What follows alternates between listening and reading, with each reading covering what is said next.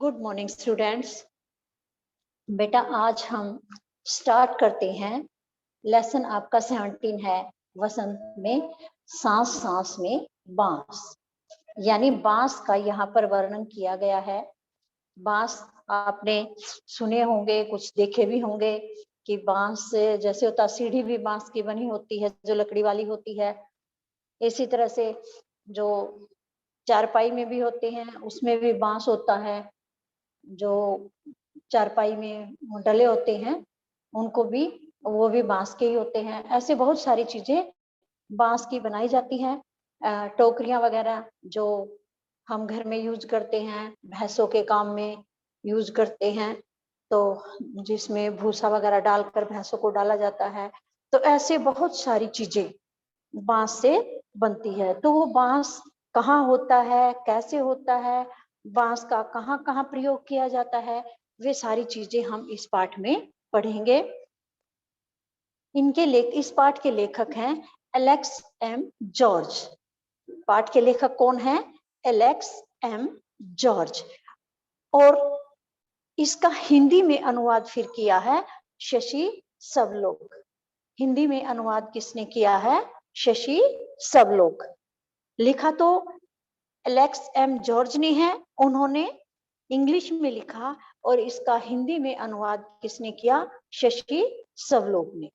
तो इस पाठ में क्या है?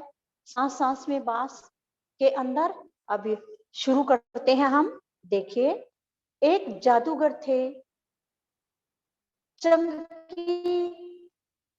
चंग लनबा। एक जादूगर थे चंग लनबा। अपने जीवन में उन्होंने कई बड़े बड़े करतब दिखलाए। जब मरने को हुए तो लोगों से बोले, मुझे दफनाए जाने के 6ठे दिन मेरी कब्र खोद कर देखोगे तो कुछ नया सा पाओगे। एक बहुत बड़े कौन थे? जादूगर थे, जिनका क्या नाम था? चंग लनबा। क्या नाम था? चंग लनबा। तो ये बहुत बड़े जादूगर थे। अपने जीवन में इन्होंने बहुत बड़े बड़े जादू दिखाए थे। और जब ये मरने की आयु हुई इनकी, जब ये मरने के निकट पहुंचे, तो इन्होंने लोगों से क्या कहा था कि मुझे जब दफनाया जाए तो दफनाने के 6ठे दिन बाद मेरी कब्र को खोद कर देख लेना, तुम्हें कुछ नया सा दिखाई देगा, मिलेगा। कहा जाता है कि मौत के 6ठे दिन उनकी कब्र खोदी गई। मौत के 6ठे दिन उनकी कब्र खोदी गई और उसमें से निकले बांस की टोकरियों के कई सारे डिजाइन। लोगों ने उन्हें देखा, पहले उनकी नकल की, फिर नए डिजाइन भी बनाए। क्या कहा जाता है कि जब उनकी मौत हुई तो उनकी मौत के 6ठे दिन ही क्या हुआ? उनकी कब्र को खोदा गया था। और जब कब्र को खोदा गया तो उसमें क्या दिखाई दिया? उसमें बांस की टोकरियों के बहुत सारे डिजाइन दिखाई दिए। लोगों ने उन डिजाइनों को देखा तो पहले क्या किया? पहले तो उनकी नकल की, वैसे ही डिजाइन बनाने लगे जैसे डिजाइन उन्होंने उस जादूगर की कब्र के अंदर देखे थे। पहले तो कुछ लोग उनकी जो डिजाइन थे उन्हीं की यूं की नकल करके टोकरियां बनाने लगे। फिर बाद में क्या क्या किया उन्होंने? बाद में उनके दिमाग में और नए से नए डिजाइन भी आते गए और वे बनाते गए। एक बार कोई कार्य करना शुरू कर दे कोई भी, तो उस कार्य को लेकर के उनके दिमाग में और अनेक से अनेक विचार आने लग जाते हैं और क्रिएटिव माइंड उनका हो जाता है। बांस भारत के विभिन्न हिस्सों में बहुतायत में होता है। भारत के उत्तर पूर्वी क्षेत्र के 7 राज्यों में बांस बहुत उगता है, इसलिए वहां बांस की चीजें बनाने का चलन भी खूब है। सभी समुदायों के भरण पोषण में इसका बहुत हाथ है। यहाँ हम खास तौर पर देश के उत्तरी पूर्वी राज्य नागालैंड की बात करेंगे। नागालैंड के निवासियों में बांस की चीजें बनाने का खूब प्रचलन है। तो यहाँ पर लेखक ने क्या बताया है, बांस कहाँ मिलते हैं? भारत के विभिन्न हिस्सों में बहुत मात्रा में मिलते हैं, भारत के बहुत सारे हिस्सों में। लेकिन भारत के उत्तरी पूर्वी क्षेत्र में 7 राज्य ऐसे हैं जहां पर बांस बहुत अधिक उगता है, पैदा होता है। कहां पर? भारत के उत्तरी पूर्वी क्षेत्र के अंदर 7 राज्यों में। इसलिए वहां बांस की चीजें बनाने का भी बहुत अधिक प्रचलन है। सभी समुदायों के अंदर भरण पोषण में यानी पालन पोषण में, पेट भरने में इसका बहुत बड़ा हाथ है। यानी वो बांस से चीजें बनाकर बेचते हैं और पैसा कमाते हैं। यहाँ हम खास तौर पर क्या बता रहे हैं? बांस के बारे में और उत्तर पूर्वी राज्य नागालैंड के बारे में अब बात करेंगे कि उत्तर पूर्वी क्षेत्र में नागालैंड में बांस का क्या प्रभाव है। नागालैंड के निवासियों में बांस की चीजें बनाने का खूब प्रचलन है। कहां पर? नागालैंड में। नागालैंड के जो निवासी हैं उनके अंदर, उनके मन में बांस की चीजें बनाने का बहुत अधिक प्रचलन है। यानी वे बांस की बहुत सारी चीजें बनाते हैं। इंसान के जब हाथ से कलात्मक चीजें बनानी, इंसान ने जब हाथ से कलात्मक चीजें बनानी शुरू की, बांस की चीजें तभी से बन रही हैं। आवश्यकता के अनुसार इसमें बदलाव हुए हैं और अब भी हो रहे हैं। क्या है कि जब इंसान ने अपने हाथ से कोई चीजें बनानी शुरू की तो तभी से बांस की चीजें भी बनानी शुरू कर दी थी। आवश्यकता जैसे जैसे बढ़ती जा रही थी तो आवश्यकता के अनुसार इसमें कुछ बदलाव किए गए थे। कोई किसी प्रकार का बदलाव कर रहा था तो कोई किसी प्रकार का बदलाव कर रहा था, और वे बदलाव अभी भी हो रहे हैं। कब से? जब से इंसान हाथ से कोई चीजें बनानी शुरू कर रहा था तभी से बांस चीजें बननी शुरू हो गई थी और उनमें काफी बदलाव भी आ गए थे। कहते हैं बांस की बुनाई का रिश्ता उस दौर से है जब इंसान भोजन इकट्ठा करता था। शायद भोजन इकट्ठा करने के लिए उसे डलिया नुमा चीजें बनाई, उसने ऐसी डलिया नुमा चीजें बनाई होंगी। क्या पता बया जैसी किसी चिड़िया के घोंसले से टोकरी के आकार और बुनावट की तरकीब हाथ लगी हो। क्या कहते हैं लेखक? लेखक कौन है? एक बार फिर बता देती हूँ, एलेक्स एम जॉर्ज। कौन है लेखक? Alex M George. मैं पूछूंगी आपसे बाद में, नाम याद रख लेना। क्या कहते हैं कि बांस की बुनाई का रिश्ता कब से है? उस समय से है जब मनुष्य क्या करता था? भोजन इकट्ठा करता था। जब मनुष्य भोजन इकट्ठा करता था और भोजन इकट्ठा करने के लिए उसे किसी एक डलिया नुमा टोकरी टाइप चीज की जरूरत पड़ी और उसने वैसी बनाई होगी। तो क्या पता, क्या पता बयां, मतलब पता लग रहा है, बयां कर रही है चीजें कि इस टोकरी जैसी कोई चीज को, घोंसले जैसी, चिड़िया के घोंसले जैसी टोकरी के आकार और बुनावट की तरकीब भी मनुष्य के हाथ में लगी हो।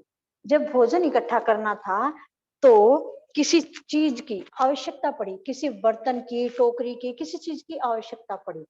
तो उस समय दिमाग के अंदर एक विचार आया, जिस प्रकार पक्षी घोंसला बनाते हैं, घोंसले के अंदर रहते अंडे देते हैं, जो भी हम के अंडे बच्चे होते हैं, उसी प्रकार कोई चीज बनाऊं, किस जैसी? घोंसले जैसी कोई टोकरी बनाऊं और जिसमें मैं क्या करूं? अपना खाने पीने का सामान इकट्ठा करूं। तो मनुष्य के दिमाग में तरकीब आई और उसने ऐसी टोकरी बनानी भी शुरू कर दी। बांस से केवल टोकरियां ही नहीं, बांस की खपच्चियों से ढेर चीजें बनाई जाती हैं। जैसे तरह तरह की चटाइयाँ, टोपियाँ, टोकरियाँ, बर्तन, बैलगाड़ियाँ, फर्नीचर, सजावटी सामान, जाल, मकान, पुल और खिलौने भी। अब बांस से लेखक कह रहे हैं एलेक्स एम जॉर्ज कि ये नहीं कि केवल बांस से केवल टोकरियां ही बनती हों, नहीं, टोकरियों के अलावा बांस से अनेक सारी चीजें बनती हैं। बांस की खपच्चियों से उनको फाड़ फाड़ कर अनेक सारी चीजें बनाई जाती हैं। जैसे चटाई भी, बांस की चटाई भी होती है, आपने देखी होंगी। चटाइयां भी कुछ बांस की होती है।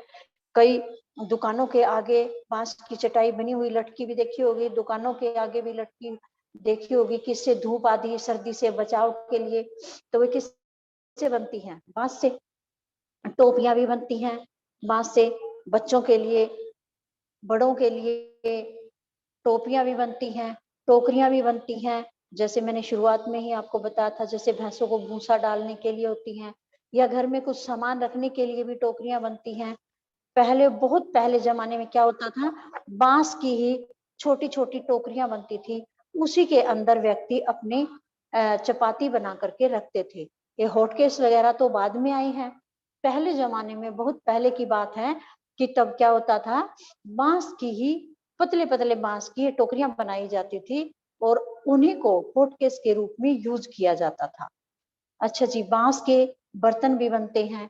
बैलगाड़ियां भी आपने तो देखी नहीं है, बैलगाड़ियां बहुत पहले होती थी, लेकिन कहीं फोटो वगैरह में आपने देखी होंगी, या कहीं आप घूमने जाते हो, वहां पर हरियाणा धरोहर के कुछ चीजों को दिखाया जाता है, तो वहां पर भी बैलगाड़ियां खड़ी होती हैं।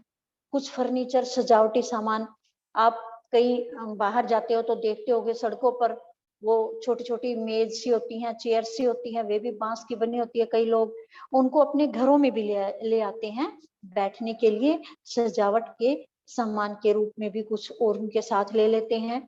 जैसे हमारे डाइनिंग टेबल होती है, इस तरह से उनके बांस के बने हुए एक टेबल होती है और उसके साथ चेयर्स भी होती हैं, मूढ़ियां भी होती हैं, कई तरह की चीजें वो बनाकर सड़कों के किनारे बेचते हैं। कुछ जाल भी होते हैं बांस के बने हुए। बांस के बने हुए जालों से जैसे मछलियां पकड़नी है और कुछ काम है, वो होता है। या कई जाल बिछा करके पक्षियों को भी पकड़ते हैं। तो इस तरह से जाल भी कई प्रकार के बनते हैं। मकान बनाने में भी बांस का प्रयोग किया जाता है। पुल बनाने के लिए भी, खिलौने आदि बनाने के लिए भी बांस का प्रयोग किया जाता है। इतनी सारी चीजें बांस से बनती हैं। अभी जितनी बताई हैं, चटाइयाँ, टोपियाँ, टोकरी, बर्तन, गाड़ियाँ, फर्नीचर का सामान, मकान, पुल, जाल आदि कितनी सारी चीजें हैं जो उससे, बांस से बनाई जाती हैं। ये नहीं कि ये चीजें बनाई जाती हैं, इनके अलावा भी बहुत सारी चीजें बनाई जाती हैं जिनका यहाँ पर वर्णन नहीं किया गया है। असम में ऐसे ही एक जाल जकाई से मछली पकड़ते हैं। छोटी मछलियों को पकड़ने के लिए इसे पानी की सतह पर रखा जाता है या फिर धीरे धीरे चलते हुए खींचा जाता है। बांस की खपच्चियों को इस तरह बांधा जाता है कि वे एक शंकु का आकार ले ले। इस शंकु का ऊपरी सिरा अंडाकार होता है। निचले नुकीले सिरे पर खपच्चियां एक दूसरे में गुथी हुई होती हैं। अब असम में क्या है, लेखक ने, एम जॉर्ज ने वर्णन किया है कि एक जाल बनाया जाता है और जाल बनाया जाता है और जकाई से मछली पकड़ते हैं। वो जाल आदि जकाई जो होती है बांस से ही बनती है, उनसे मछलियों को पकड़ते हैं। छोटी मछलियों को पकड़ने के लिए क्या किया जाता है, इसे पानी की सतह पर रख दिया जाता है। किसको? जाल को। या फिर धीरे धीरे चलते हुए खींचा जाता है। पानी में व्यक्ति धीरे धीरे चलेगा और इसको अपने साथ साथ खींचेगा। बांस की खपच्चियों को इस तरह बांधा जाता है, इसमें बांस की जो खपच्चियां होती है उनको इस तरह से बांधा जाता है कि एक शंकु का आकार ले लेता है। शंकु तो आपने मैथ में पढ़ते हुए देखा भी होगा कि किस प्रकार से होता है, ऊपर कोने मिले हुए, नीचे थोड़ा सा खुला हुआ। और जो शंकु का ऊपरी हिस्सा होता है वह कैसा होता है? शंकु का ऊपरी हिस्सा कैसा होता है? अंडाकार होता है। शंकु का ऊपरी हिस्सा कैसा होता है? अंडाकार होता है। और निचले नुकीले सिरे पर खपच्चियां कैसे होती हैं? एक दूसरे में गुथी हुई होती हैं। निचले नुकीले सिरे पर खपच्चियां कैसी होती हैं? एक दूसरे में गुथी हुई होती हैं, जुड़ी हुई होती हैं, कि इसमें से कोई भी छोटी मछली का बच्चा निकल न जाए। खपच्चियों से तरह तरह की टोपियां भी बनाई जाती हैं। असम के चाय बागानों के चित्रों में तुम्हें लोग ऐसी टोपियां पहने दिख जाएंगे। और हाँ, उनकी पीठ पर टंगी बांस की बड़ी सी टोकरी देखना न भूलना। अब लेखक एम जॉर्ज कह रहे हैं कि इस प्रकार से खपच्ची से तरह तरह की टोकरियां भी बनाई जाती हैं। असम में चाय बहुत होती है ना, चाय के बाग होते हैं, तो चाय के बागानों में आपने किसी चित्रों में देखा होगा कि जो लोग चाय की पत्तियां तोड़ते हैं वो ऐसी टोपियां पहने हुए होते हैं। टोपियां तो पहने हुए ही होते हैं और अपनी पीठ पर एक बांस की टोकरी भी टांगे हुए होते हैं, जिसके अंदर वो पत्तियां तोड़ तोड़ कर डालते हैं। किसके अंदर? टोकरी के अंदर। टोकरी के अंदर बांस की पत्तियां तोड़ तोड़ करके वे डालते हैं और सिर के ऊपर भी वे बांस की टोपियां पहनते हैं। कौन? असम के अंदर जो चाय की पत्तियां तोड़ते हैं। तो वहां भी खपच्चियों से क्या किया जाता है? टोपियां बनाई जाती हैं और टोकरियां बनाई जाती हैं। टोपियों को सिर पर डाला जाता है और टोकरियों को पीठ पर रख करके उसके अंदर पत्तियां तोड़ तोड़ कर डाली जाती हैं। तो अब बांस के बारे में ही ऊपर एक बॉक्स में भी दे रखा है थोड़ा सा लेखक ने, तो उसमें भी हम पढ़ लेते हैं कि यहाँ पर भी लेखक ने बांस के बारे में क्या वर्णन किया है। बांस का यह झुरमुट मुझे अमीर बना देता है, इससे मैं अपना घर बना सकता हूँ। बांस के बर्तन और औजार इस्तेमाल करता हूँ। सूखे बांस को मैं ईंधन की तरह इस्तेमाल करता हूँ। बांस का कोयला जलाता हूँ। बांस का अचार खाता हूँ। बांस के पालने में मेरा बचपन गुजरा। पत्नी भी तो मैंने बांस की टोकरी के जरिए पाई। फिर अंत में बांस पर ही लिटाकर मुझे मरघट ले जाया जाएगा। अब बांस के साथ लेखक एम जॉर्ज ने अपना क्या रिश्ता बताया है कि किस किस प्रकार से बांस से मेरा कैसे कैसे रिश्ता नाता रहा है। क्या बताया है कि बांस का एक झुरमुट जो होता है, बांस जहां उड़ता है हम उसको तोड़ कर लाते हैं और उसका झुरमुट ही क्या करता है? मुझे अमीर बना देता है। बांस का कार्य करके टोकरी बना करके मैं बेच करके अमीर बन जाता हूँ। ठीक है। और इससे क्या करता हूँ? मैं अपना मकान भी बना सकता हूँ।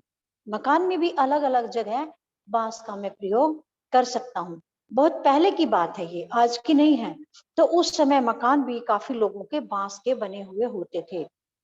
तो झुग्गी झोपड़ियां भी जैसे बनती थी तो वो बांस का प्रयोग उनमें किया जाता था। अच्छा, और क्या कह रहे लेखक कि बांस के ही बर्तन आदि बनाते थे। औजारों का भी इस्तेमाल में करता था। किसके? बांस के। बांस के बर्तनों का और बांस के ही बने औजारों का इस्तेमाल करता हूँ।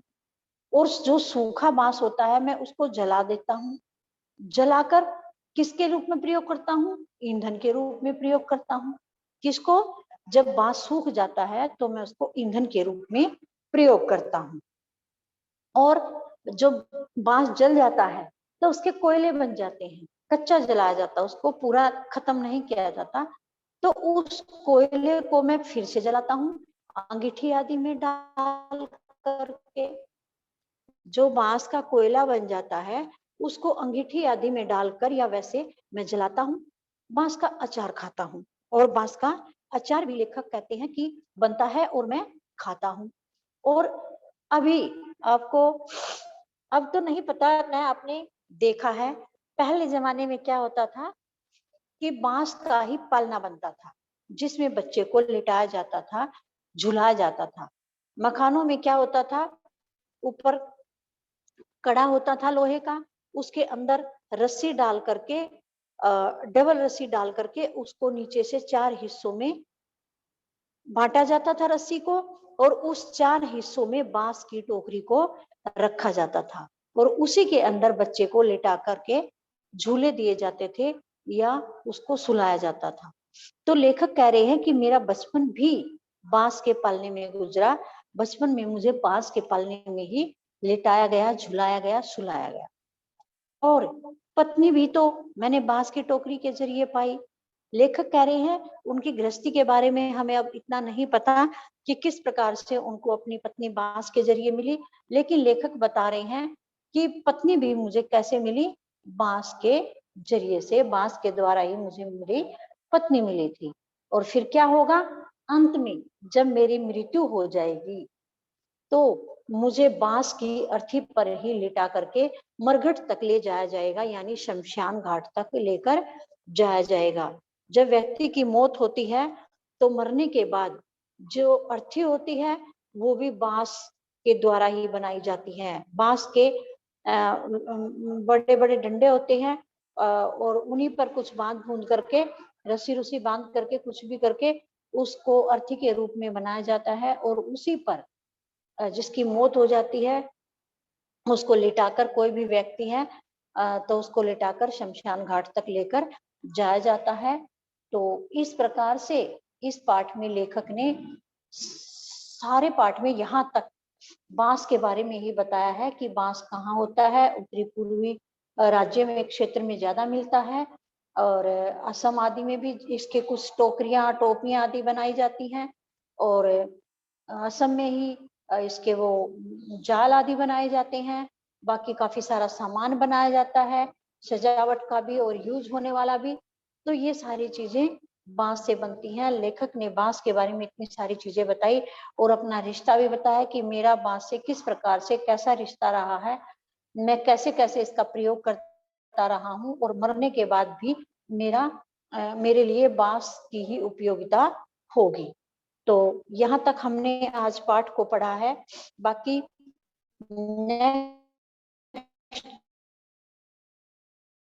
क्लास में पढ़ेंगे बचा हुआ लेसन, इसे रीड करके इंटरनल क्वेश्चन फाइंड आउट करके उनके आंसर भी आपने फिर लर्न करने हैं। और बाकी का जो चैप्टर हमारा बच गया है वह चैप्टर हम नेक्स्ट क्लास में पढ़ेंगे और आपको वो चैप्टर नेक्स्ट क्लास के लिए रीड करके आना है।